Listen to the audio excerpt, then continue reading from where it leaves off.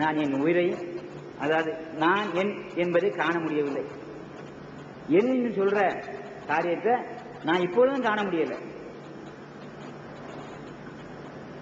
அப்படியானால் என் என்பது என்ன? என் உடலில் உள்ள நான் யார்? அந்த என்கிறது யாரு? நான்ங்கிறத கண்டுட்டோம். என்கிறது நமக்கு காண முடியல.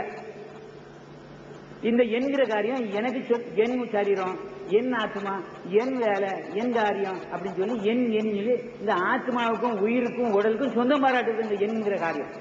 இந்த ஆத்மா சரீரத்துக்கும் என் சரீரம் சொல்லுது, உயிருக்கும் என் உயிர்னு சொல்லுது. இந்த உடலை பார்த்து என் உடல் அப்படி சொல்லுது, சரீரை பார்த்து சொல்லுது, என் உயிரை பார்த்து என் உயிர் என் உடல்னு சொல்லுது. இந்த என்கிறது அந்த ஆத்மா இறைவனில் இருந்து ஆதாமுக்கு புகுத்தப்பட்டது. இறைவன் எப்படியோ அப்படி ஆதாம் இருந்தான்னு சொல்லி ஆதியாகமம் 2:7 நினைக்கிறேன். வாசிங்க அது. இறைவன் எப்படியோ அப்படியே ஆதாம் இருந்தான். தேவனாய கர்த்தர் பூமி உருவாக்கி ஜீவ ஆத்மா ஜீவ சுவாசத்தை அவன் ஊதினார். அவன் மனுஷன் ஜீவ ஆத்மா ஆனான்.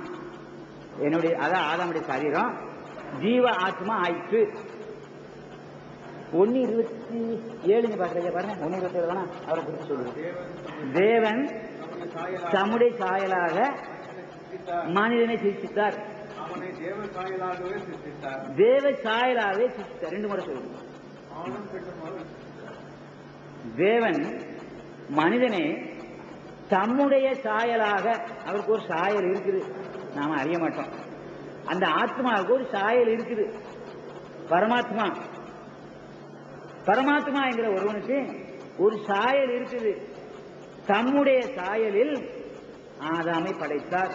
குர்ஆன் சொல்லிச்சது, அவனுக்குள் அந்த சிருஷ்டிக்குள் தன்னுடைய அந்த ஜீவனை ஊதுறார், அந்த ஆத்மாவை அவனுக்கு கொடுக்கிறார். இப்ப 3 தன்மை எனக்குள்ள வந்துருக்குது. சரீரம், உயிர், ஆத்மா. என்னை போல் ஆதாம் இருந்தார். ஏன்னா இயேசு அவரை போல் இருந்தார். 3:59 சொல்லிச்சுது.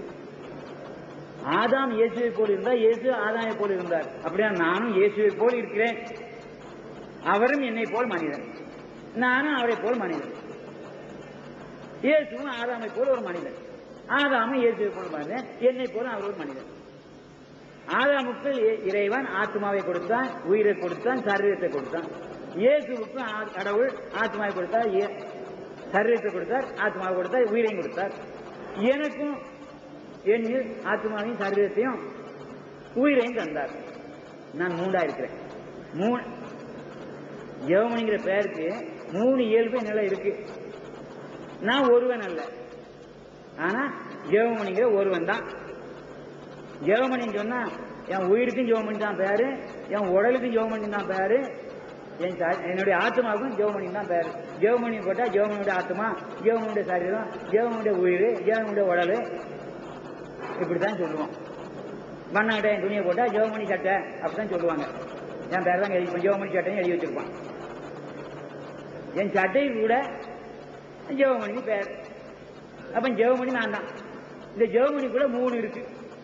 எதுதான் இருக்கு? உடல் இருக்கு, உயிர் இருக்கு, ஆத்மா இருக்கு. நீங்க யாரும் இல்லைன்னு சொல்ல மாட்டீங்க, எல்லாருக்குமே இருக்கு. நான் இப்ப கடந்து போறேன். சத்தியம் முடிச்சுட்டாங்களாம்.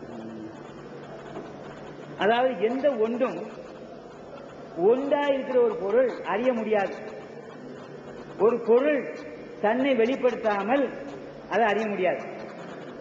இப்ப பாருங்க, காற்று எடுத்துக்கிறோம். இப்ப இங்க காற்று இருக்கு, காற்று இருக்குன்னு எல்லாருக்கும் தெரியும். அதாவது நாம உயிரோடு இருக்கிறதுனால காற்று இருக்கு நமக்கு தெரியும். எப்படி தெரியுது? சுவாசிக்கிறோம் தெரியுது. கொஞ்சம் நேரம் எங்களுக்கு ஃபேன் அடிக்குது, என் சட்டை கூட அசையுது, என் துண்டு அசையுது. அப்ப இங்க காற்று ஆடிக்கிட்டு இருக்கு, தெரியுமா? காற்று எப்போ தெரியும்? அசையும் போது தெரியும். என் மூக்குல சுவாசிக்கிற போது தெரியும். காற்று இல்லை, இல்லைன்னு சொல்லலாம், இருக்குன்னு சொல்லலாம். இருக்குன்னு சொல்றவனுக்கு சுவாசம் இருக்கு, இல்லைன்னு சொல்றவனுக்கு சுவாசம் இல்லை. அப்ப காற்று அதுக்கு ஒரு இயல்பு இருக்கு. காற்றுன்னு சொன்னா ஏங்கணும், என் மேல காற்று வீசணும், என் மூக்குக்குள்ள காற்று போகணும், வெளியே போன காற்று உள்ள போகலன்னா அவுட்டு. அப்ப எனக்கு அந்த காற்று உள்ள போயிட்டு இருக்கிறதுனால நான் உயிரோடு இருக்கேன்னு எனக்கு தெரியுது. காற்று ஒரு பொருள் அல்ல, காற்று ஒரு பொருள் அல்ல. நண்பர் சொன்னாரு, மின்சாரத்தை குறித்து 2-3 சொல்லிடக்கூடாது அப்படின்னாரு. மின்சாரத்தை கண்டவன், கண்டுபிடித்தவன் அதை கண்டானா? மின்சாரத்தை கண்டுபிடித்த அதே மனிதன் மின்சாரத்தை தன் கண்களால் கண்டானா? அடிக்கு பாருங்க, என் கண்ணை பிச்சுது பாருங்க மின்சாரம். எப்ப காண்றேன்? அது என் கண்ணை பிச்சாதான் கண்டுபிடிக்க முடியுது. மின்சாரத்துக்கு என்ன உண்டு? ஒரு வேலை உண்டு, இல்லைன்னா அது மின்சாரம் இல்ல. இப்ப அணைச்சிருங்க, அது மின்சாரம் இருக்குமா? காண முடியாது. அதுல மின்சாரம் இருந்தா தான் அந்த ஒளி என்ன அடிக்கும். அந்த கண்ணை பாருங்க, என் கண்ணில் எனக்கு கண் கூசுது. இப்போ தம்பி குடும்பம் கொஞ்சம் லைட்டை தள்ளிட்டேன், அவங்கள பார்க்க முடியல என்னால. பாத்தீங்களா? அது என் கடலை கீழ்படுறாரு. பாத்தீங்களா? இந்த சொல்லு அவர் நிறுத்துது. இந்த வார்த்தைக்கு அவர் கட்டளை பலமா இருக்கு. இப்படி சில காரியங்கள் இருக்கு பார்த்துருக்கேன். அப்ப நான் கொஞ்சம் கடந்து வர்றேன். ஐயா, அதாவது ஒன்றுடைய சக்தி, அதனுடைய இயல்பு வெளிப்படும் போதுதான் அது இருக்குது தெரியும். ஒரு பொருள் அல்லது காண முடியாது. ஒரு பொருள் தன்னை வெளிப்படுத்தும் பொழுதுதான், அது இயங்கும் பொழுதுதான் அதுல இருக்க சக்தி தெரியும். அதுக்குள்ள என்ன இருக்குது தெரியும். காற்று, மின்சாரம், நான் ரெண்டையும் சொன்னேன். இன்னும் கொஞ்சம் கடந்து போவோம். குர்ஆன் 15:29 பாருங்க. இது நம்ம வாசிக்க வேண்டாம் ஐயா, ஏற்கனவே வாசிச்சோம். 2 வருஷம் 37 வாசிச்சோம். அதாவது ஒரு வித்தை மண்ணில் புதைத்தால் அது முளையிடுது. அதுக்குள்ள உயிர் இல்லைன்னா செத்து போகுது, வெளிவராது. வித்துக்குள்ள உயிர் இருக்குன்னு யாருக்கு இல்லையா தெரியும்? ஒரு விதையை எடுத்துக்கிறேங்க, பனங்கொட்டை எடுத்துக்கிறோம். எனக்கு பனங்கொட்டை தான் தெரியும். ஏன்னா நான் அந்த வம்சத்தில் பிறந்தால், பனையேறி குடும்பத்தில் பிறந்தவன். நான் வைக்கப்படல. வாயுள்ள முதல் இடம் பனைக்கு தான். புல்ல தான் கடவுள் இருந்தாங்கன்னா, ஆனா கடவுளுக்கு முதல் இடம் எனக்கு தான். பனையை தான் கடவுள். அதனால நான் பனையேறி தின்னுட்டு இருக்கேன். பனங்கொட்டையை சுட்டாலும் முளைக்கும். அதுக்குள்ள உயிர் இருக்குது எங்கேயா தெரியும்? பனங்கொட்டை சுட்டா முளைக்கும். நான் அழிய போறது இல்லை, என் ஆத்மா அழியாது. சுட்டா விட அழிய மாட்டேன், என்னை சுட்டு விட அழிய மாட்டேன். பனங்கொட்டை சுட்டா அழியாது. எந்த வித்தையும் சுட்டு முளைச்சு பாருங்க, முளைக்காது. இந்த ஒண்ணுதான் முளைக்கும். கொண்டாங்க எதாவது சேலஞ்ச் பண்றதுக்கு. அதனால நான் மேன்மையானவன். பனங்கொட்டைக்கு உரிய ஆளு நான் தான், பனையேறி தான் நான் வைக்கப்படல. குறித்து சொல்ல, பனங்கொட்டை முளைக்க வச்சா சுட்டாலும் முளைக்கும். அதுக்குள்ள உயிர் இருக்குது யாருக்கு தெரியும்? மண்ணுக்குள்ள புதைக்கணும்.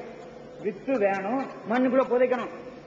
இறைவன் வேணும், ஒரு பெண் வேணும், அங்க இருந்து அது முளைக்கும். வித்து வேணும், மண்ணுக்குள்ள புதைக்கணும். 3வது காரியம் வெளிப்படும். 2 ஒன்றுபட்டால் 3வது வரும். 2 கம்பிகள் வரும்போது வெளிச்சம் தானே வரும். பல்ப கண்ட உடனே 2 கம்பிகள் இணையத்துல நெருப்பு வரும், உஷ்ணம் வரும், கரண்ட் வரும். என் கண்ணை தொலைக்கும். நான் தம்பிகிட்ட கேட்பேன், தம்பி கொஞ்சம் கண்ணை பார்த்துக்கப்பான்னு சொல்லுவேன்.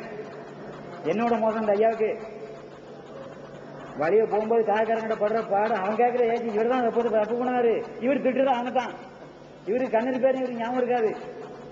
அவன் அடிக்கிற கண்ணை அடி அந்த கண்ணாடியில் அடிக்கும். நீங்க காரக்காரங்க பண்ண கன்னியாக்காரங்க கண்ணில் அடிக்கணும். அவன் சைக்கிள் போக முடியாது. இவர் சைக்கிள் போவார் இந்த வயசுல. ஒளி அது பிரகாசித்தாதான் அதுக்குள்ள இருக்க தெரியும். 2 கம்பிகள் ஒன்று விடும்போது அது 3வதாக மாறும். எந்த 2 3 ஒரு புருஷன் மனைவி இணைந்தால் அது புள்ள பிறக்கும். எந்த 2 3 ஆண்டவனுடைய அருளும் வார்த்தையும் வந்தால் ஒரு மனுஷன் பிறப்பான். ஆண்டவனுடைய அருளும் வார்த்தையும் வந்தால் அந்த மரியத்தில் ஒரு பிள்ளை உண்டாகும். இல்ல நீங்க ஒருத்தர் மறக்க மாட்டீங்க. அருளும் வார்த்தையும் உண்டாகும் போது இயேசுகிற குழந்தை உண்டாயிற்று. 3 உண்டு, 3 தன்மை உண்டு. இன்னும் கொஞ்சம் கடந்து வர்றோம் பாருங்க.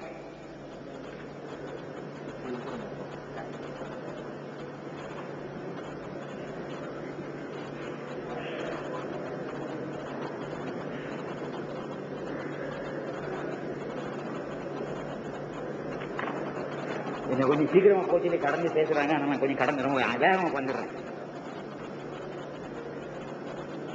குர்ஆன் 7:19 வாசிங்க பார்க்கலாம். குர்ஆன் 7:19.